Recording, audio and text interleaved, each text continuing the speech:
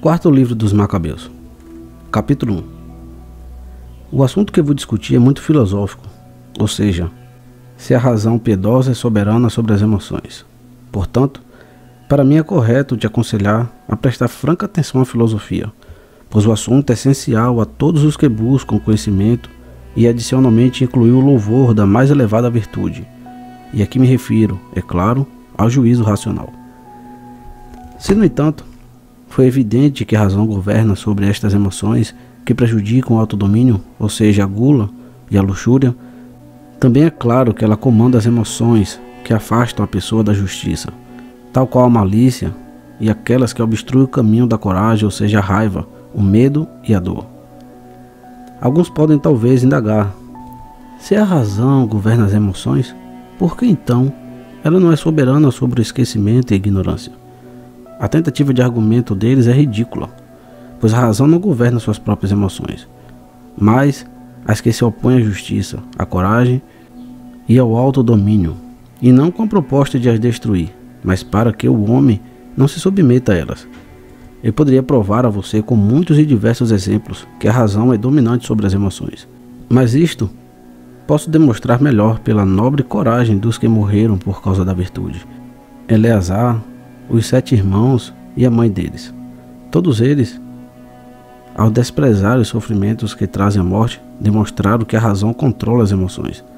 Neste aniversário, cabe a mim louvar por suas virtudes aqueles que com sua mãe morreram por causa da nobreza e bondade, mas eu também os declaro benditos pela honra que os é conferida, pois todos os povos, até mesmo seus torturadores, se maravilharam ante sua coragem e perseverança, e se tornaram a causa da queda da tirania sobre sua nação.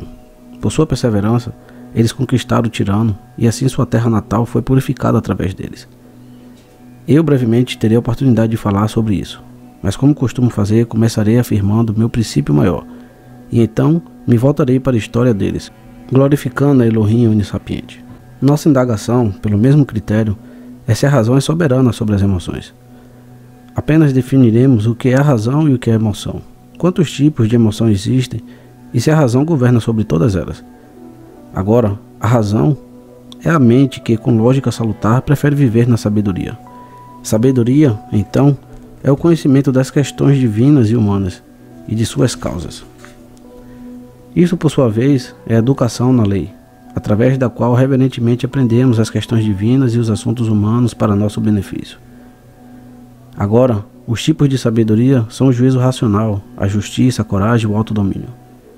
O juízo racional é supremo sobre todos eles, pois através da razão governa sobre as emoções. Os 2 tipos de emoção mais abrangentes são o prazer e a dor, e cada uma destas naturalmente se preocupa com ambos corpo e alma. Ambas as emoções, prazer e dor, têm muitas consequências, portanto o desejo antecede o prazer e o gozo o acompanha. O temor antecede a dor, e a tristeza vem depois.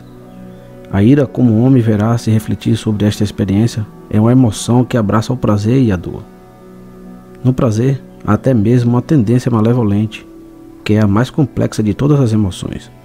Na alma, é a arrogância, a cobiça, a sede pela honra, a rivalidade e a malícia. No corpo, é comer indiscriminadamente a gula e empanturrar-se sozinho. Assim como o prazer e a dor são 2 plantas que crescem do corpo e da alma, há muitas ramificações de tais plantas, cada qual a jardineira mestra a razão, capina, poda, amarra, rega e plenamente irriga, e assim domestica a selva de hábitos e emoções, pois a razão é a guia das virtudes, mas sobre as emoções é soberana. Observe primeiramente agora que o juízo racional é soberano sobre as emoções, pela virtude do poder limitador do autodomínio. O autodomínio, então, é o senhorio sobre os desejos. Alguns desejos são mentais, outros são físicos, e a razão obviamente governa ambos. Caso contrário, como é que quando somos atraídos para alimentos proibidos, nos abstemos do prazer que podemos obter dos mesmos? Não seria porque a razão é capaz de governar sobre os apetites? Eu, por exemplo, acho que sim. Portanto, quando ansiamos por alimentos do mar, por aves e por toda sorte de comida que a Torá nos proíbe, nos abstemos devido ao domínio da razão, pois as emoções dos apetites são restringidas, detidas pela mente moderada, e todos os impulsos do corpo são contidos pela razão. Capítulo 2. E por que nos é surpreendente que os desejos da mente, pelo deleite da beleza, se tornam impotentes? É por este motivo, certamente, que o moderado José é louvado, porque seus esforços mentais, ele venceu ao desejo sexual, pois quando era jovem e na flor da idade para o coito, através de sua razão, ele anulou o frenesi das paixões. Não somente é o domínio da razão confirmado sobre o anseio frenético do desejo sexual, mas também sobre todos os desejos.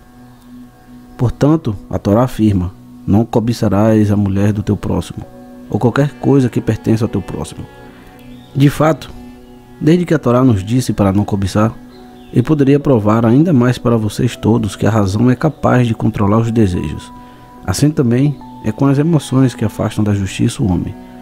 Caso contrário, como poderia ser que alguém que habitualmente se empanturrasse, um glutão, ou mesmo um ébrio, pudesse aprender um caminho melhor, a não ser que a razão seja claramente a soberana das emoções?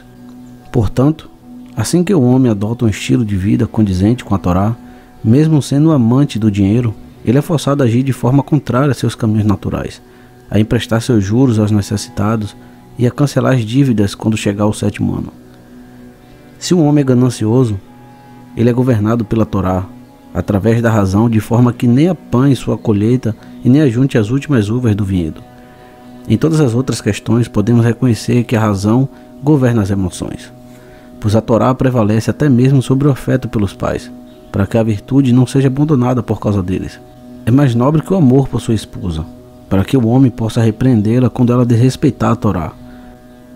Ela precede sobre o amor pelos filhos, para que possa puni-los por suas malcriações. É soberana sobre a amizade dos amigos, para que se possa repreendê-los quando agem pecaminosamente. Não considere paradoxal quando a razão, através da Torá, puder prevalecer até mesmo contra a inimizade. As árvores frutíferas do inimigo não são cortadas, mas o homem preserva dos destruidores a propriedade dos inimigos e ajuda a erguer o que desabou. É evidente que a razão governa até as mais violentas emoções: a luxúria pelo poder, a altivez, a prepotência, a arrogância e a malícia. Pois a mente moderada repele a todas estas emoções maliciosas, assim como repele a ira, pois é soberana até mesmo sobre esta. Quando Moshe está virado com Datã e Abirão, ele não fez nada contra ele sob a ira, mas controlou sua ira através da razão. Pois, como eu disse anteriormente, a mente moderada consegue obter o melhor das emoções, corrigir algumas e tornar outras impotentes.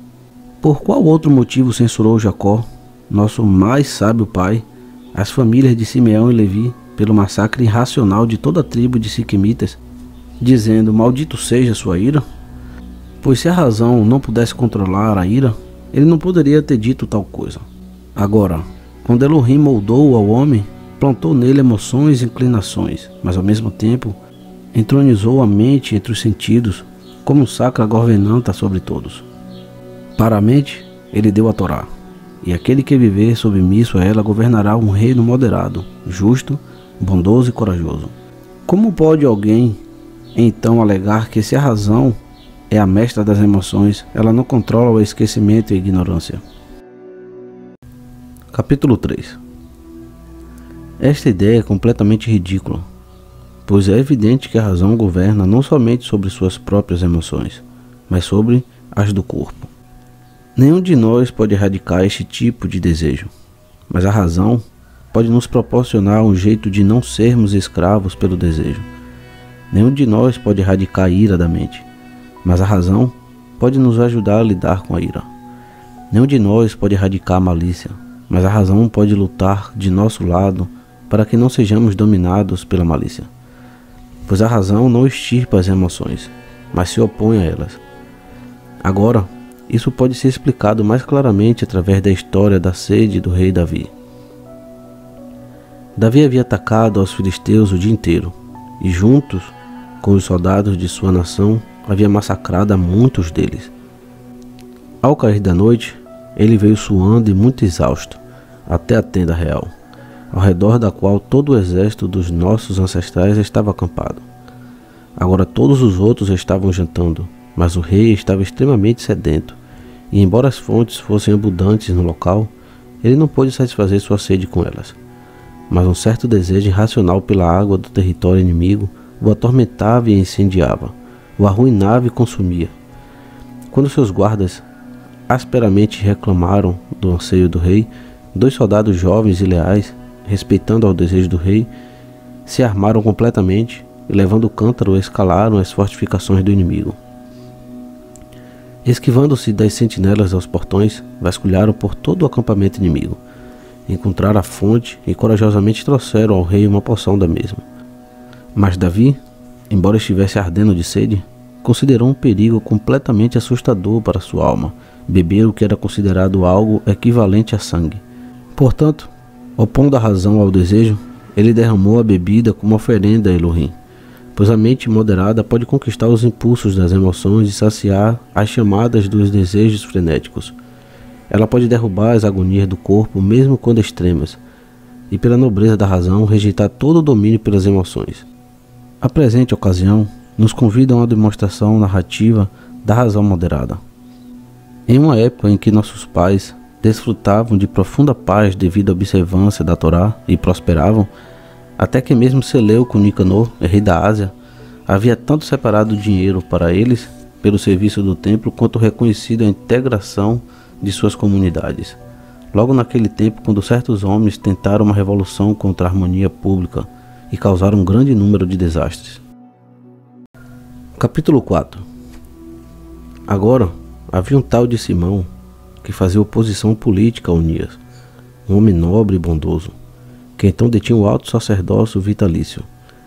Quando, apesar de toda sorte de calúnia, ele não conseguiu prejudicar Onias aos olhos da nação, ele fugiu do país com o propósito de traí-lo. Então ele foi até Apolônio, governador da Síria, Fenícia e Cilícia, e disse: Eu vim aqui porque sou leal ao governo do rei, para advertir que nos tesouros de Jerusalém há dezenas de milhares de fundos privados em depósito, que não são propriedade do templo, mas pertencem ao rei Seleuco. Quando Apolônio ficou sabendo detalhadamente dessas coisas, ele elogiou Simão por seu serviço ao rei e foi até Seleuco para informá-lo acerca do valioso tesouro. Ao receber a autoridade para lidar com esta questão, ele rapidamente se deslocou até nosso país, acompanhado pelo maldito Simão e uma força militar muito forte. Ele disse que veio com a autoridade do rei para confiscar os fundos privados do tesouro. O povo indignado protestou suas palavras, considerando ultrajante que quem tivesse confiado depósitos ao tesouro sagrado deveria ser destituído dos mesmos. E fizeram tudo o que puderam para impedir isto. Mas proferindo ameaças, Apolônio prosseguiu até o templo, enquanto os sacerdotes, junto com mulheres e crianças, imploravam Elohim no templo para defender o lugar sagrado que estava sendo tratado tão desdenhosamente. E enquanto Apolônio se aproximava com seus destacamentos armados para confiscar o dinheiro, anjos com raios e relampejar de suas armas surgiram dos céus, estremecendo-os com muito medo.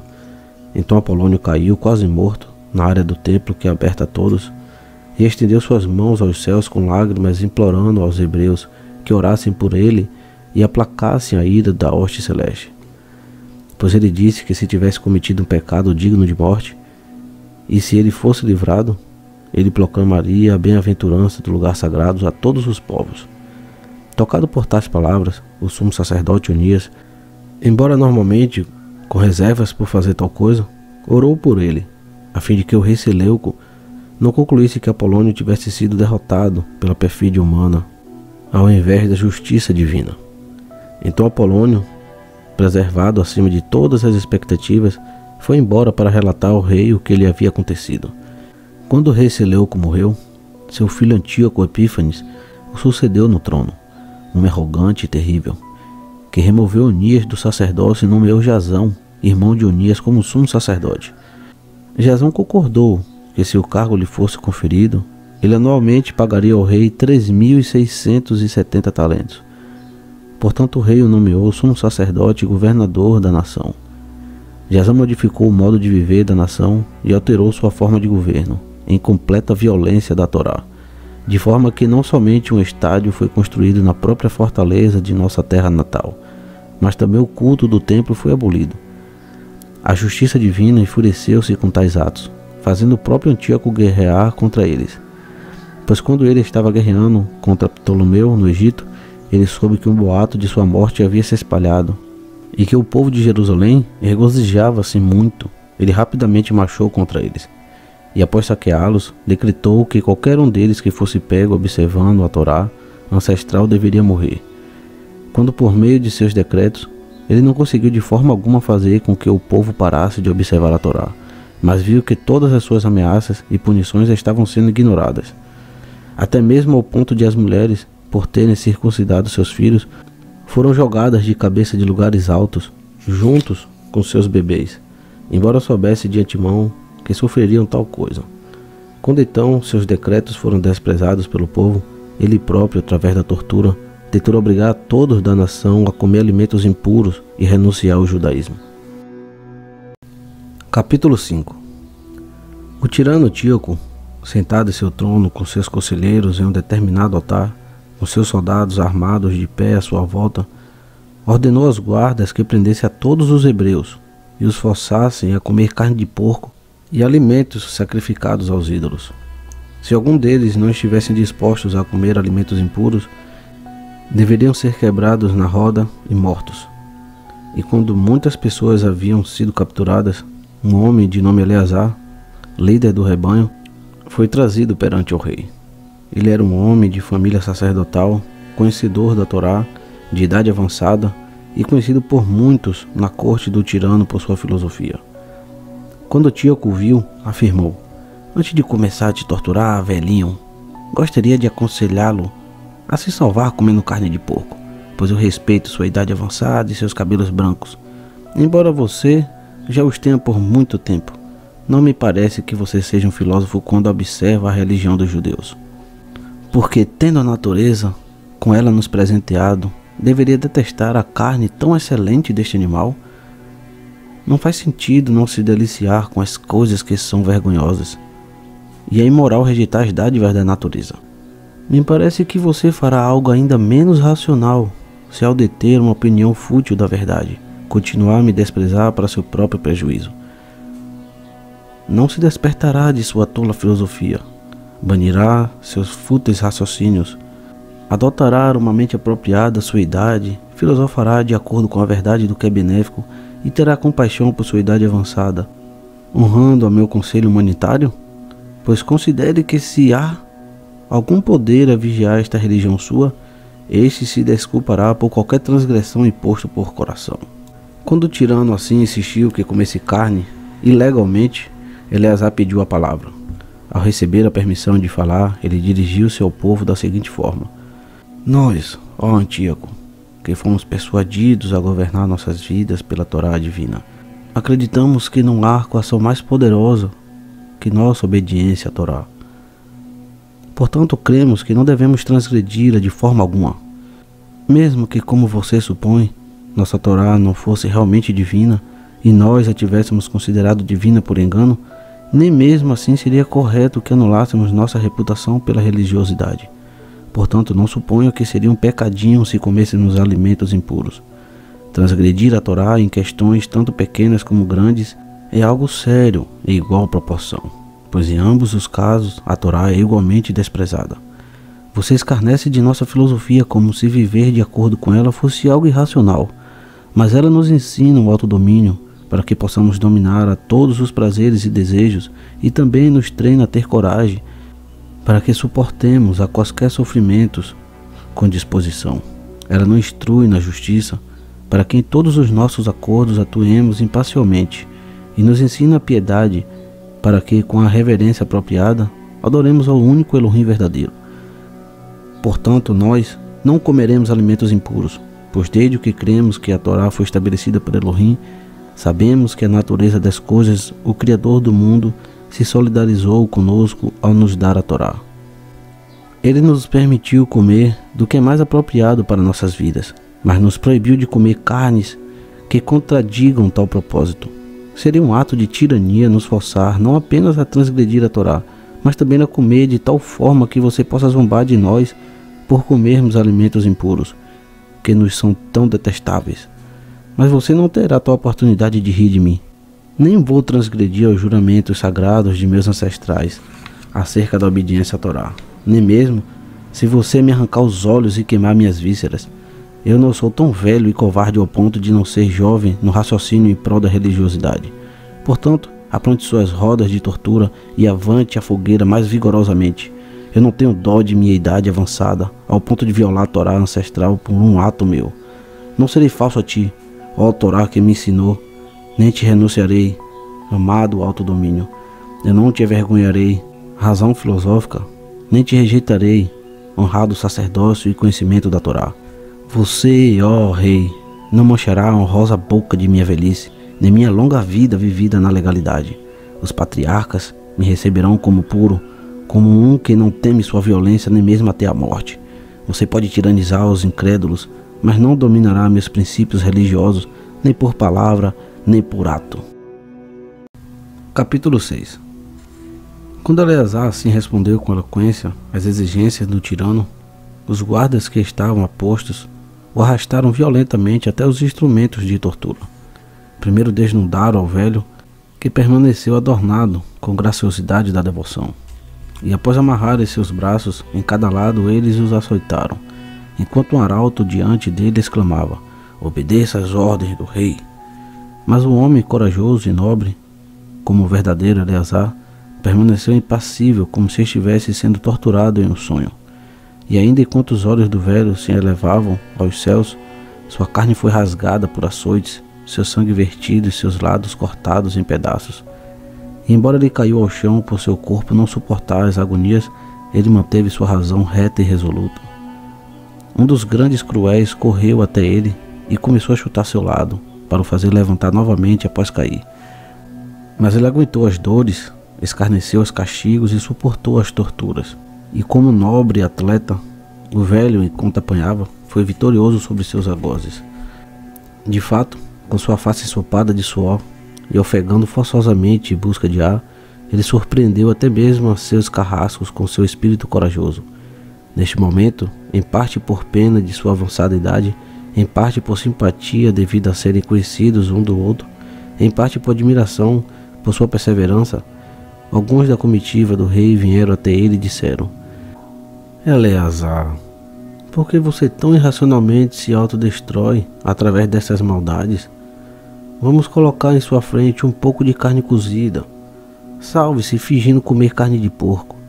Mas Eleazar, como se estivesse ainda mais amargamente atormentado por tal conselho, exclamou: que nós, os filhos de Abraão, nunca pensemos tão vilmente ao ponto de fingir um ato que nos é indecente por covardia. Pois seria irracional se nós, que temos vivido de acordo com a verdade até a velhice e mantido a reputação de tal vida de acordo com a Torá, mudássemos agora nosso rumo e nos tornássemos um padrão de piedade aos jovens, ao dar como exemplo o consumo de alimentos impuros. Seria vergonhoso se sobrevivêssemos por um tempo e durante esse tempo fôssemos debochados por todos por nossa covardia, e se nós fôssemos desprezados pelo tirano como efeminados, e não protegêssemos nossa Torá divina mesmo até morrer. Portanto, ó filhos de Abraão, morram nobremente por sua religião. E vocês, guardas do tirano, por que demoram? Quando o viram tão corajoso diante das aflições, e que ele não havia se alterado por sua compaixão, os guardas o levaram ao fogo. Lá eles os queimaram com instrumentos malignamente forjados, e jogaram ao chão e derramaram líquidos fétidos em suas narinas. Então, quando ele estava queimando até os próprios ossos, prestes a falecer, ele levantou seus olhos para Elohim e disse: Tu sabes, ó Elohim, que embora eu poderia ter salvado a mim mesmo, estou morrendo com tormentos ardentes por causa da Torá. Sede misericordioso com teu povo, e que nossa punição seja suficiente para eles. Faça de meu sangue sua purificação e receba minha vida em troca das vidas deles. E após ter dito isso, o santo homem morreu nobremente em suas torturas, e através da razão ele resistiu até às próprias torturas da morte por causa da Torá.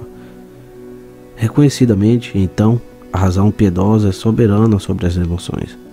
Pois se as emoções tivessem prevalecido sobre a razão, nós teríamos testemunhado sobre sua derrota. Mas agora que a razão conquistou as emoções, nós, apropriadamente, atribuímos seu poder de governar. E é correto para nós reconhecer o domínio da razão quando ela domina até mesmo as agonias exteriores. Seria ridículo negar tal coisa. E comprovei não apenas que a razão tem domínio sobre as agonias, mas também que ela domina os prazeres e de modo algum se submete a eles. Capítulo 7. Pois como timoneiro muito hábil, a razão de nosso pai Eleazar guiou seu navio de religião pelo mar das emoções. E embora esmurrado pelas tempestades do tirano e subjugado pelos vagalhões da tortura, de modo algum ele desviou o leme da religião até velejar ao chamarem da vitória imortal. Nenhuma cidade sitiada com muitas máquinas engenhosas de guerra conseguiu resistir como fez aquele santo homem. Embora sua vida sagrada tenha sido consumida pelas torturas e rodas, ele conquistou seus sitiadores com o escudo da razão piedosa. Pois ao afirmar sua mente como um penhasco saliente, nosso pai Eleazar rompeu as ondas enlouquecedoras das emoções. Ó sacerdote, digno do ofício sacerdotal, tu nem maculaste teus dentes sagrados, nem profanaste teu estômago, que tinha espaço apenas para a reverência e a pureza, com o consumo de alimentos impuros. Ó homem harmonia com a Torá e filósofo da vida divina. Assim devem ser os que administram a Torá, protegendo-a com seu próprio sangue e nobre suor em sofrimentos até a própria morte. Tu, ó Pai, fortalecestes nossa lealdade à Torá através de tua gloriosa perseverança, e não abandonaste a santidade que louvara, mas por tuas obras deste credibilidade a tuas palavras de divina filosofia. Ó homem idoso, mais poderoso que as torturas, ó ancião, mais ardente que o fogo, ó Rei soberano sobre as emoções, Eleazar.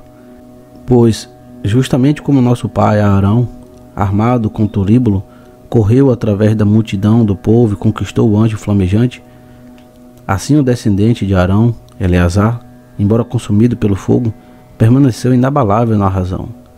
O mais extraordinário, de fato, é que, embora um homem velho, sem mais rigidez e firmeza no corpo, com músculos fracos, seus tendões frouxos, ele tornou-se jovem novamente, em espírito através da razão e através de um raciocínio como o de Isaac. Ele tornou eficaz o cavalete de muitas cabeças. Ó homem de bendita idade, de veneráveis cabelos brancos e de vida na obediência da Torá, a quem o fiel selo da morte aperfeiçoou. Se portanto devido à piedade um homem idoso desprezou torturas até morrer, com certeza a razão piedosa governa sobre as emoções. Alguns talvez possam dizer: nem todos possuem o total controle das emoções, pois nem todos detêm a prudente razão. Mas tantos quantos buscam o caminho com todo o coração, apenas estes são capazes de controlar as paixões da carne, já que creem que, como nossos patriarcas Abraão, Isaac e Jacó não morrem para Elohim, mas vivem em Elohim. Nenhuma contradição surge, portanto, quando alguns aparentam ser dominados por suas emoções devido à fraqueza de sua razão. Qual pessoa que vive como filósofo pelo domínio total da filosofia, confiando em Elohim e sabendo que é uma bênção suportar qualquer sofrimento pela causa da virtude, não seria capaz de vencer as emoções através da devoção? Pois apenas um homem sábio e corajoso é senhor de suas emoções. Capítulo 8. Por isso é que mesmo os muito jovens, ao seguir uma filosofia de acordo com a razão piedosa, prevaleceram sobre os mais dolorosos instrumentos de tortura. Pois quando o tirano foi patentemente derrotado em sua primeira tentativa, incapaz de coagir um idoso a comer alimentos impuros, então, em fúria violenta, ele comandou que trouxesse outros cativos hebreus, e que quaisquer que comesse alimentos impuros seriam libertados após comê-los, mas se qualquer um recusasse, seriam torturados ainda mais cruelmente. Quando o tirano proferiu tais ordens, 7 irmãos, belos, modestos, nobres e realizados em tudo, foram trazidos com sua mãe idosa à sua presença. Quando o tirano os viu agrupados em volta de sua mãe, como um coral, alegrou-se com eles. E impressionado com sua aparência de nobreza, ele sorriu para eles, os chamou para perto e disse: jovens varões, eu cordialmente admiro a cada um de vocês e tenho muito respeito pela beleza, e quantidade de tais irmãos. Não só os aconselho a não demonstrar a mesma loucura que o velho que acaba de ser torturado, mas também os exorto a se submeterem a mim e a desfrutarem de minha amizade. Assim como eu sou capaz de punir os que desobedecem às minhas ordens, também posso ser defensor dos que me obedecem. Confiem em mim, então, e vocês terão posições de autoridade em meu governo, se renunciarem à tradição ancestral de sua vida nacional. E aproveitarão sua juventude ao adotarem o estilo grego de vida e por modificarem sua maneira de viver. Mas se pela desobediência provocarem minha ira, me coagirão a destruir a cada um de vocês com terríveis castigos através de torturas. Portanto, tenham pena de si mesmos. Então, mesmo eu, seu inimigo, tenho compaixão pela juventude e a beleza. Vocês não considerarão isto? Que se desobedecerem, nada restará para vocês, além de morrer no cavalete de estiramento? Quando ele terminou de dizer estas coisas, ordenou que trouxesse os instrumentos de tortura, para que através do medo fossem persuadidos a comer os alimentos impuros. E quando os guardas haviam colocado diante deles as rodas e estiradores de juntas, cavaletes e ganchos, catapultas e caldeirões, braseiros e anjinhos, garras de gato, pinças e tenazes, o tirano continuou a falar. Temam, jovens rapazes, e qualquer justiça que reverenciarem será misericordiosa a vocês, quando transgredirem por coação. Mas quando eles ouviram os induzimentos e viram os apavorantes instrumentos, não só permaneceram destemidos, mas também se opuseram ao rei com sua própria filosofia, e com seu reto raciocínio anularam sua tirania. Consideraremos, por outro lado, quais argumentos poderiam ter sido usados se alguns deles tivessem sido covardes ou inviris. Não teriam sido estes? Ó desgraçado que somos estúpidos! Desde que o rei nos chamou e exortou a aceitar um bom tratamento, se os obedecêssemos, por que nos agradamos com resoluções fúteis e nos arriscamos com uma desobediência que leva à morte? Ó homens e irmãos, não deveríamos temer os instrumentos de tortura, considerar as ameaças de tormentos e desistir dessa vaidosa opinião e arrogância que nos ameaça destruir? Temos piedade de nossa juventude e compaixão pela idade de nossa mãe, e consideraremos com seriedade que se desobedecermos, seremos mortos. Também a justiça divina nos desculpará por temer ao rei quando coagidos. Por que não nos banimos desta vida tão agradável e nos privamos desse deleitável mundo? Não lutemos contra a coação, nem sintamos um orgulho vazio ao sermos colocados no cavalete. Nem mesmo a própria Torá arbitrariamente nos assassinaria por temer os instrumentos de tortura. Por que tal controvérsia nos excita? E tal fatal teimosia nos agrada, quando podemos viver em paz se obedecermos ao rei? Mas os jovens, embora prestes a serem torturados, nem disseram tais coisas e nem seriamente as consideraram, pois foram desdenhosos das emoções e soberanos sobre as agonias, de forma que assim que o tirano acabou de aconselhá-los a comer alimentos impuros, todos juntos, com uma só voz, como se tivesse uma só mente, disseram. Capítulo 9.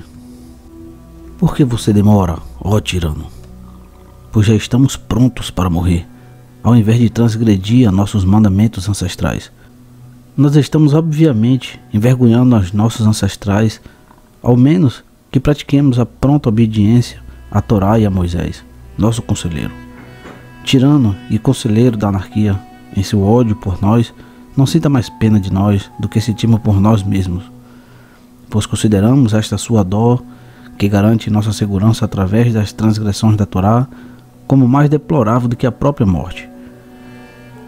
Você está tentando nos aterrorizar, nos ameaçando com a morte pela tortura, como se há pouco tempo atrás não tivesse aprendido nada com Eleazar. E se o ancião dos hebreus, por sua religião, viveu piedosamente ao suportar torturas, é ainda mais apropriado que nós, homens, jovens, devamos morrer a desprezar suas torturas coesivas, que nosso idoso instrutor também superou. Portanto, tirano, ponha-nos à prova, e se você nos tirar as vidas por causa de nossa religião, não suponha que pode nos ferir e nos torturar. Pois nós, através desse severo sofrimento e perseverança, teremos o prêmio da virtude e estaremos com Elohim pelo qual sofremos. Mas você, devido à sua sede de sangue contra nós, merecidamente será submetido pela justiça divina ao tormento eterno pelo fogo. Quando disseram estas coisas, o tirano não somente estava raivoso, como se contra quem é desobediente, mas também furioso, como se contra quem é ingrato. Então, ao seu comando, os guardas apresentaram o mais velho, e tendo rasgado sua túnica, eles amarraram suas mãos e braços com correias em cada lado. Quando eles se cansaram de bater nele com flagelos, se nada conseguirem, o colocaram sobre a roda. Quando o nobre jovem estava esticado em volta dela, seus membros foram destruncados, e embora quebrado em cada membro, ele denunciou o tirano dizendo: tirano abominável, inimigo da justiça celeste, mente bestial, você está me esmagando desse jeito, não por ser um assassino ou como alguém que age impiedosamente, mas porque protege a Torá divina. E quando os guardas disseram: concorde comer para que seja libertado das torturas, ele respondeu: seus lacaios abomináveis, sua roda não é poderosa ao ponto de estrangular minha razão. Cortem meus membros, queimem minha carne e torçam minhas juntas. Através de todas essas torturas, eu os convencerei que os filhos dos hebreus são invencíveis no que tange a virtude. Enquanto ele dizia estas coisas, eles espalhavam fogo embaixo dele, e enquanto aventavam as chamas, o apartaram na roda ainda mais. A roda estava completamente manchada de sangue. A pilha de carvão estava esfriando com o gotejar da sangueira, e pedaços de carne caíam dos eixos da máquina. Embora os ligamentos que uniam seus ossos já estivessem rompidos, o corajoso jovem, digno de Abraão, não gemeu, mas como se transformado pelo fogo em imortalidade, ele nobremente suportou os tormentos. Imitem-me, irmãos, ele disse. Não fujam de seus postos em minha luta, nem renunciem nossa corajosa irmandade. Lutem na sagrada e nobre batalha pela religião. Com isso, a justa providência de nossos ancestrais poderá apiedar-se de nossa nação e se vingar do maldito tirano. Ao proferir tais palavras, o santo homem rompeu o fio da vida. Enquanto todos se maravilhavam com seu espírito corajoso, os guardas apresentaram o próximo mais velho. E após se armarem com manoplas de ferro, com ganchos afiados, eles amarraram a máquina de tortura e catapulta. Antes de o torturarem, o perguntaram se queria comer, e ouviram sua nobre decisão. Estas bestas, parecidas com leopardos, rasgaram seus músculos com suas mãos de ferro, esfolaram sua carne até seu queixo, e o escalparam. Mas ele firmemente suportou tal agonia e disse: quão doce é qualquer tipo de morte enfrentada pela religião de nossos pais. Ao tirano ele disse: você não pensa, ó ferocíssimo tirano, que você está sendo torturado mais do que eu, ao contemplar a derrota do desígnio arrogante de sua tirania por nossa resistência em prol da religião? Eu alivio minha dor pelas alegrias que vêm da virtude, mas você sofre torturas pelas ameaças que vêm da impiedade. Você não escapará, ó mais detestável dos tiranos, aos juízes da ira divina. Capítulo 10. Quando ele também suportou uma morte gloriosa, o terceiro foi apresentado, e muitos repetidamente insistiam com ele para que se salvasse saboreando a carne. Mas ele exclamou: vocês não sabem que o mesmo Pai gerou a mim e aos que morreram, e a mesma mãe me carregou, e que fui criado nos mesmos ensinamentos? Eu não renuncio ao nobre parentesco que me une aos meus irmãos. Enfurecido pela coragem do homem, eles desconjuntaram suas mãos e seus pés com seus instrumentos. O desmembraram, arrancando seus membros de seus encaixes, e quebraram seus dedos e braços e pernas e cotovelos. Como não conseguiram de forma alguma quebrar seu espírito, abandonaram os instrumentos e o escalparam com suas unhas como fazem os citas. Eles imediatamente o puseram na roda, e enquanto suas vértebras se deslocavam sobre ela, ele viu sua própria carne rasgada à sua volta e gotas de sangue a fluir de suas entranhas. Quando estava quase morto, ele disse: nós, o tão detestável tirano, estamos sofrendo por causa de nosso treinamento e virtude. Mas você, por causa de sua impiedade e sede de sangue, será submetido a tormentos perpétuos. Quando ele morreu também da maneira digna de seus irmãos, eles arrastaram o quarto dizendo: quanto a você, Não sucumba à mesma loucura de seus irmãos, mas obedeça ao rei e salve a si mesmo. Mas ele disse a eles: Você não tem fogo suficientemente quente para que eu faça papel de covarde. Não, mas pela bendita morte de meus irmãos, pela destruição perpétua do tirano e pela vida eterna dos devotos, eu não renunciarei à nossa nobre irmandade. Conceba torturas, tirano, para que aprenda com elas que sou irmão dos que acabam de ser torturados. Ao ouvir isto, o sanguinário, homicida e totalmente execrável Antíoco ordenou que sua língua fosse extirpada. Mas ele disse: Mesmo que você remova meu órgão de fala, Elohim também ouve aos mudos. Veja aqui esta minha língua, corte-a fora, pois apesar disso, nossa razão não se emudecerá. Com alegria, pela causa de Elohim, deixemos que os membros de nosso corpo sejam mutilados. Elohim o visitará em breve, pois você está extirpando uma língua que tem sido melodiosa com os hinos sagrados. Capítulo 11. Quando este também morreu, após ser cruelmente torturado, o quinto pulou adiante e disse: Eu não recusarei, tirano, a ser torturado por causa da virtude, e vim por minha própria iniciativa, para que por me matar você incorra castigos da justiça celeste por ainda mais crimes. Escarnecedor da virtude, abominador da humanidade, por qual ato nosso nos destrói assim? Será porque reverenciamos ao Criador de todas as coisas e vivemos de acordo com a virtuosa Torá dele? Mas tais obras merecem honras, não torturas.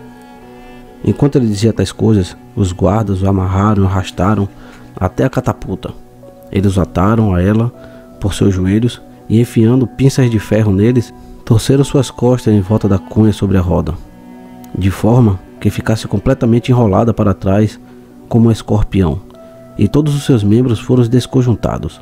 Nestas condições, ofegando em busca de ar e com o corpo atormentado, ele disse: Tirano, são esplêndidos os favores que nos presenteia contra nossa vontade, porque através destes nobres sofrimentos você nos dá uma oportunidade de exibir nossa perseverança pela Torá. Depois que ele também havia morrido, o sexto, apenas um menino, foi apresentado. Quando o tirano perguntou se estava disposto a comer e ser liberto, ele disse: Tenho idade mais jovem que meus irmãos, mas sou igual a eles em minha mente. Como para este fim nascemos e fomos criados, devemos igualmente morrer pelos mesmos princípios. Portanto, se você tem uma intenção de me torturar por não comer alimentos impuros, vá em frente e torture. Quando ele disse isso, eles o levaram até a roda. Ele foi cuidadosa e apertadamente esticado sobre ela e assado por baixo.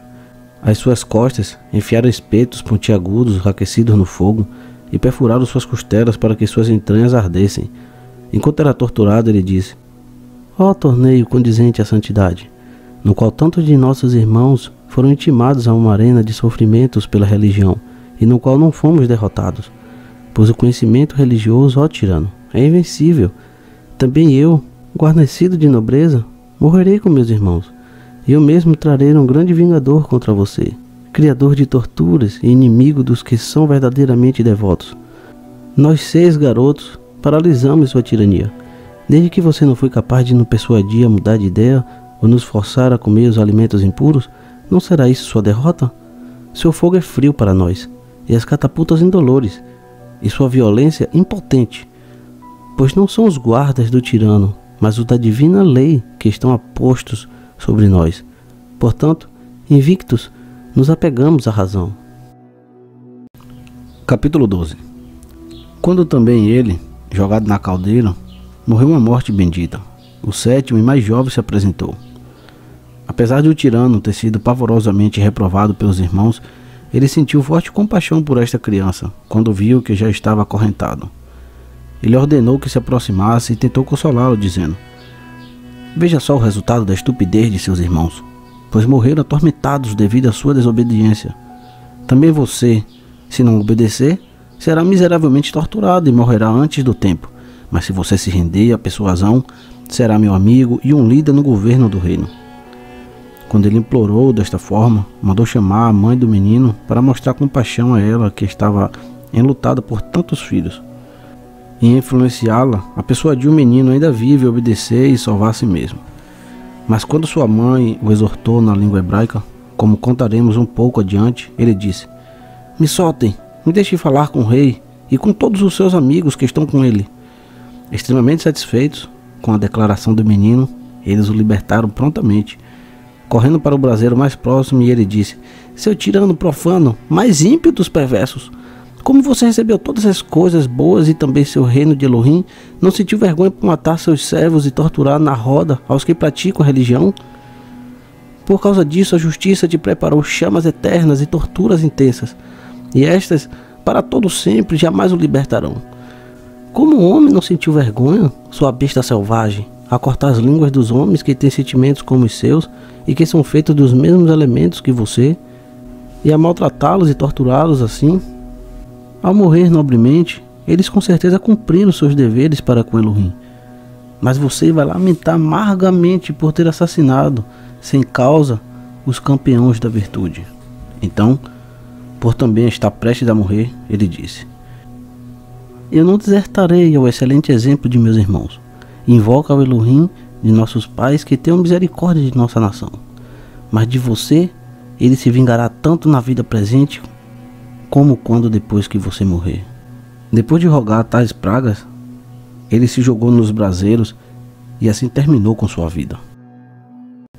Capítulo 13. Então, como os 7 irmãos haviam desprezado os sofrimentos até a morte, todos devem concordar que a razão piedosa é soberana sobre as emoções. Pois se eles tivessem sido escravos de suas emoções e comido os alimentos impuros, poderíamos dizer que eles teriam sido conquistados por tais emoções. Mas de fato, tal não ocorreu. Ao invés disso, através da razão, que é louvada perante Elohim, eles prevaleceram sobre suas emoções. A supremacia da mente sobre elas não pode ser ignorada, pois os irmãos dominaram ambas as emoções e as dores. Então, como pode alguém fracassar em admitir a soberania do reto raciocínio sobre as emoções naqueles que não foram afugentados pelas ardentes agonias? Pois assim como as torres que se projetam sobre os portos detêm as ondas ameaçadoras e deixam tudo calmo para os navegantes que adentram o lago interno, assim a reta razão dos jovens, com suas 7 torres, ao fortalecer o porto da religião, conquistou a tempestade das emoções, pois constituíram um coral sacro da religião e encorajaram uns aos outros, dizendo: irmãos, que morramos como irmãos pela causa da Torá. E imitemos aos 3 jovens na Síria, que desprezaram a mesma provação na fornalha, que não sejamos covardes ao demonstrar nossa religiosidade. Enquanto um disse: coragem, irmão, outro disse: suporte dignamente, e ainda outros trouxe à memória: lembre-se de onde vieram, e do pai, pela mão do qual Isaac teria se submetido ao sacrifício por causa da religião. Cada um deles, e todos eles juntos, assim entreolharem, alegres e destemidos, disseram: que em nossos corações nos consagremos a Elohim, que nos deu nossas vidas, e usemos aos nossos corpos como baluartes da Torá. Não temamos ao que pensa estar nos matando, pois grande é a luta da alma e o perigo do tormento eterno à espreita dos que transgridem aos mandamentos de Elohim. Portanto, revistamo-nos com a armadura do alto domínio, que é a razão divina. Pois se morrermos, Abraão, Isaac e Jacó nos receberão, e todos os pais nos elogiarão. Os que foram deixados para trás disseram a cada um dos irmãos que estavam sendo arrastados embora: não nos envergonhem, irmãos, nem traiam os irmãos que morreram antes de nós. Vocês não são ignorantes dos afetos da fraternidade que a divina onissapiência providência nos transmitiu através dos pais aos seus descendentes e que foi implantado no ventre da mãe. Lá, cada um dos irmãos habitou pela mesma duração de tempo e foi moldado pelo mesmo período de tempo. E ao crescer do mesmo sangue e através da mesma vida, eles foram trazidos à luz do dia. Quando eles nasceram após um igual período de gestação, eles beberam leite das mesmas fontes. Para tais abraços são nutridas as almas que amam o amor fraternal, e eles se fortalecem com tais cuidados comuns e companheirismo diário, e de ambas a educação geral e nossa disciplina na Torá de Elohim. Portanto, quando a afinidade e o afeto fraternal assim se estabeleceram, os irmãos se tornaram ainda mais solidários uns com os outros. Como eles haviam sido educados pela mesma Torá, treinados na mesma virtude e criados na vida justa, eles amaram uns aos outros ainda mais. Um zelo comum pela nobreza expandiu a boa vontade e a harmonia de uns para com os outros, porque, com a ajuda da religião, eles tornaram o seu amor fraterno mais ardoroso. Mas embora a natureza, o companheirismo e os hábitos virtuosos aumentaram os afetos da fraternidade, os que foram deixados suportaram por causa da religião, enquanto assistiu a seus irmãos sendo maltratados e torturados até a morte. Capítulo 14.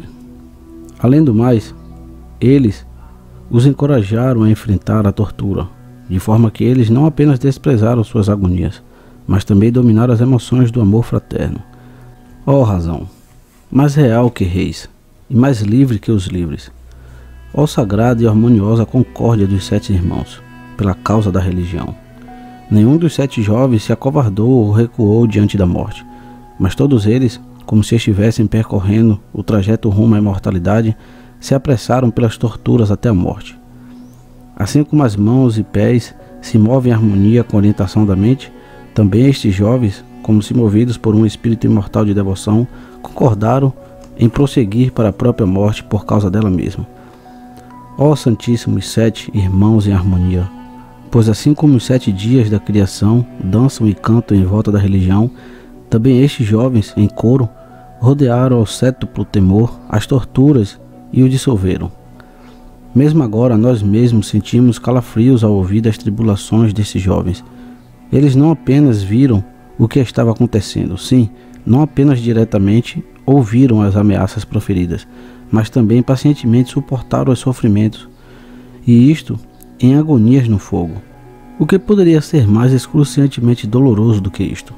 Pois o poder do fogo é intenso e ligeiro, e consumiu a seus corpos rapidamente.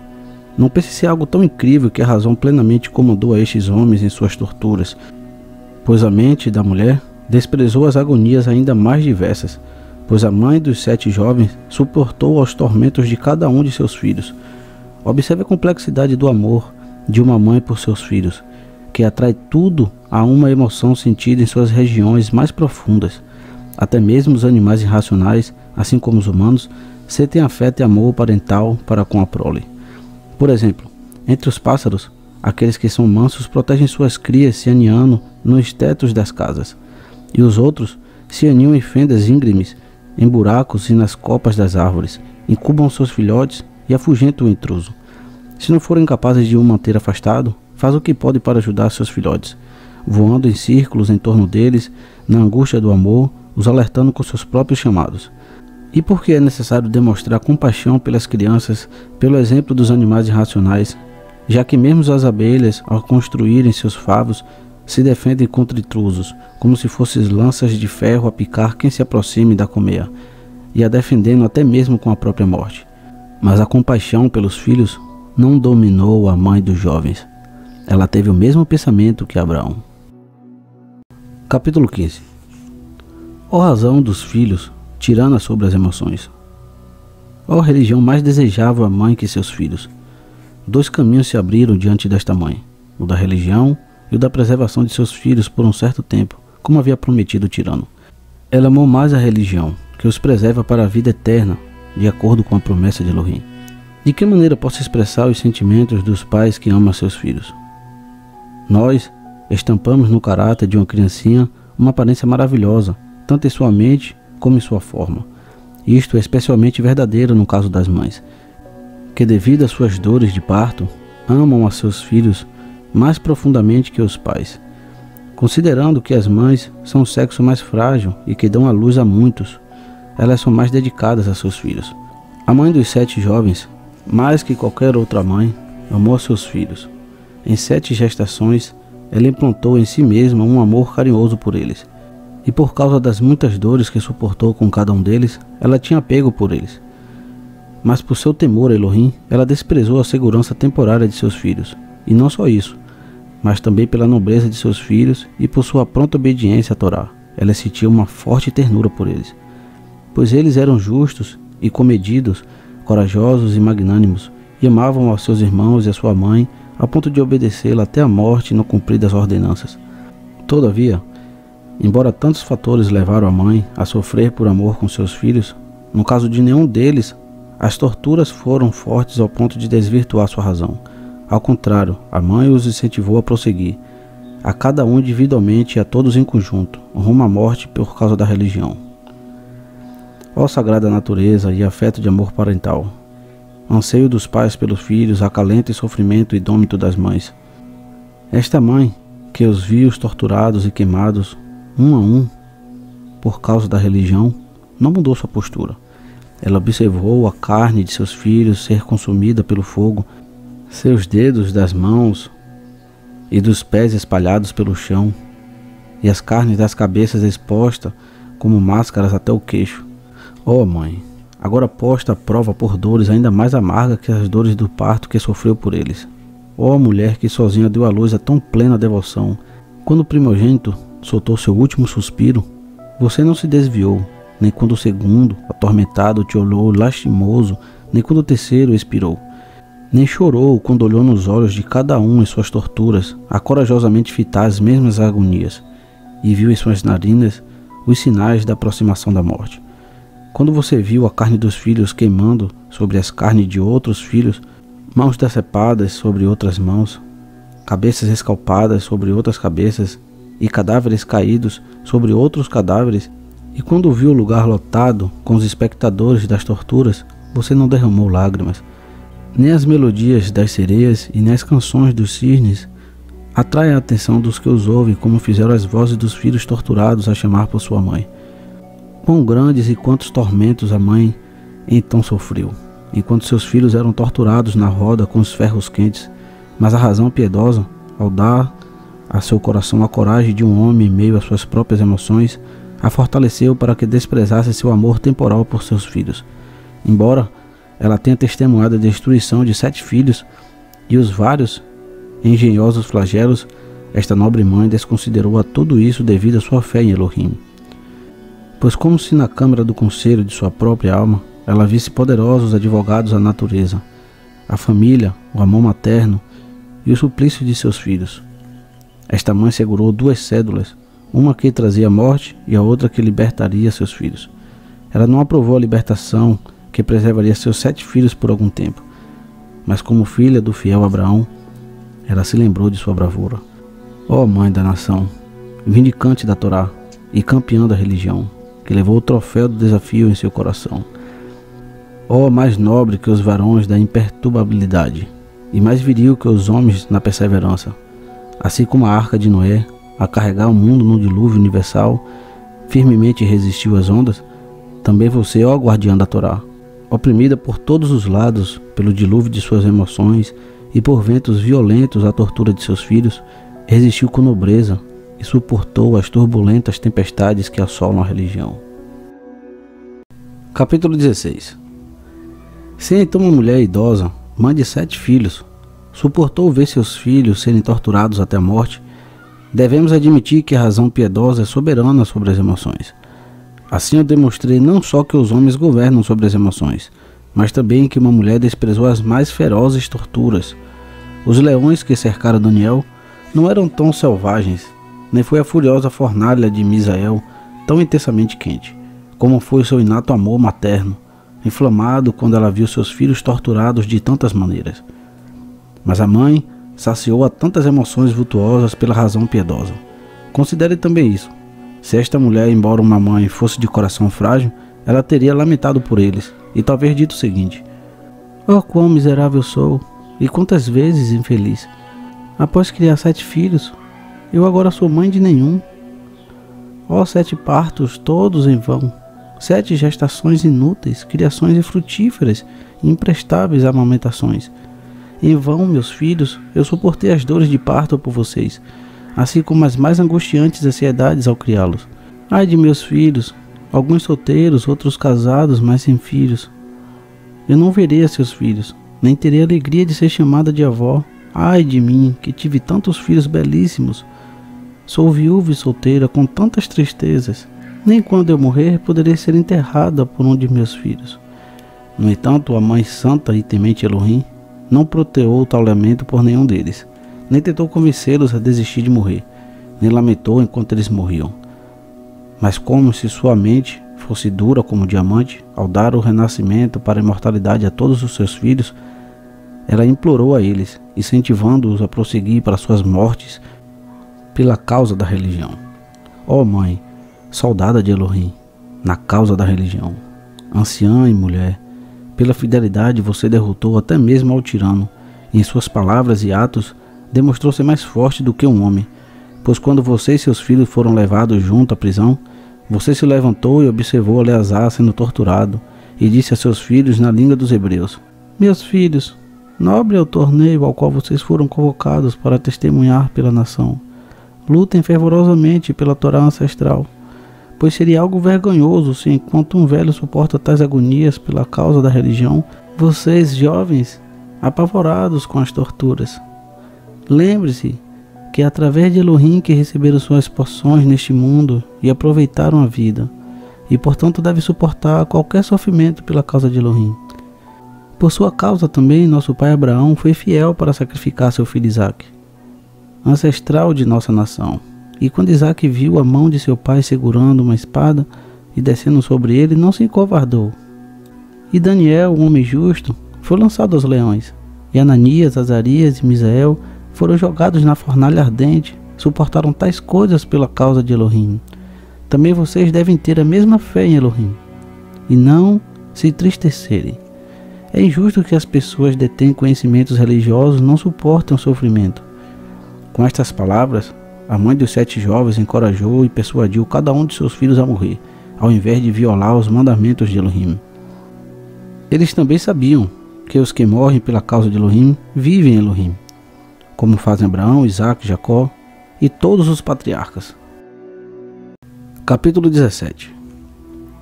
Alguns dos guardas disseram que quando ela estava também prestes a ser agarrada e morta, ela se jogou nas chamas para que ninguém tocasse seu corpo. Ó mãe, que com seus 7 filhos anulou a violência do tirano, frustrou aos seus desígnios malignos e demonstrou a coragem de sua fé. Nobremente estabelecida como um abrigo sobre os pilares de seus filhos, você se manteve firme e inabalável contra o terremoto das torturas. Tenha coragem, portanto, ó mãe de santos pensamentos, mantendo firme uma duradoura esperança em Elohim. A lua no céu, com as estrelas, não se porta tão majestosamente como você, que após iluminar seus 7 filhos cintilantes no caminho da devoção, honrosamente se encontra na presença de Elohim e firmemente permanece no céu com eles, pois seus filhos foram verdadeiros descendentes do pai Abraão. Se fosse possível para nós pintarmos a história de nossa devoção como faria um artista, não se estremeceriam os que primeiro contemplasse a mãe dos 7 filhos a suportar suas várias torturas até a morte pela causa da religião. Certamente seria apropriado escrever sobre seus túmulos estas palavras como memoriais para o povo de nossa nação. Aqui jaz enterrado um sacerdote idoso e uma mulher idosa com seus 7 filhos, por causa da violência do tirano que desejou destruir a maneira de viver dos hebreus. Eles vingaram sua nação, olhando para Elohim e suportando torturas até a morte. Verdadeiramente, o torneio no qual se empenharam foi algo divino, pois naquele dia a virtude os premiou e testou por sua perseverança. O prêmio foi imortalidade na vida eterna. Eleazar foi o primeiro competidor. A mãe dos 7 filhos entrou na competição e os irmãos combateram.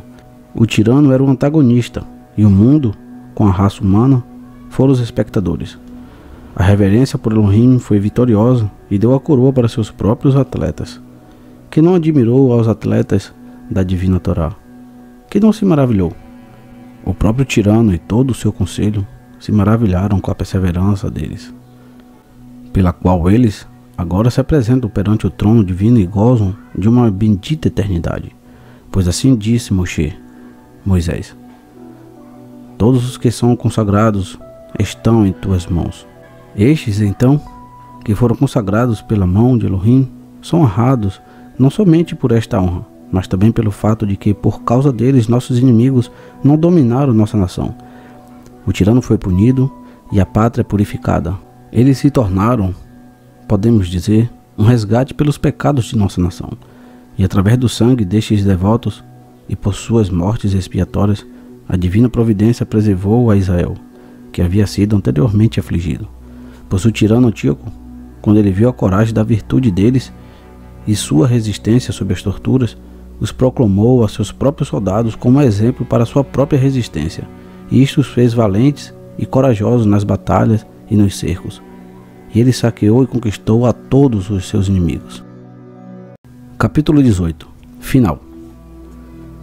Ó filhos israelitas, frutos da semente de Abraão, obedeçam a esta Torá, exercite a piedade de todas as maneiras, sabendo que a razão piedosa é a mestra de todas as emoções, não apenas dos sofrimentos que vêm de dentro, mas também dos que vêm de fora.